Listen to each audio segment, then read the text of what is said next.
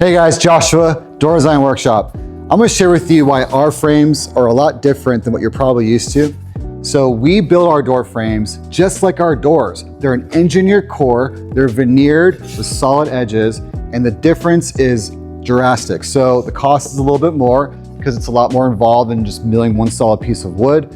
However, here are the benefits. Number one, the veneers are gonna stain just like the faces of the doors, so we're not getting a lot of differentiation in color. Two, they're consistent in sizes because they're not expanding and contracting. The jambs aren't warping, so that your door reveals stay flat and straight, and you're saving a lot of time as you install.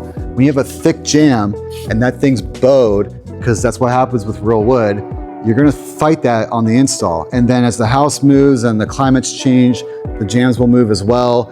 And so the additional screws and glue and everything you need to keep that frame straight, it's not necessary with our frames. They're very flat and consistent, just like our doors. Number three, you'll notice that there's a kerf in the middle of the frame. That's for your screws to go into. And then our door stop is a T-molding that fits into that groove. So you're concealing all the screws. So hopefully you're not using nails in the faces of the doors. This is all pre-finished rift sawn ash or core sawn ash veneer.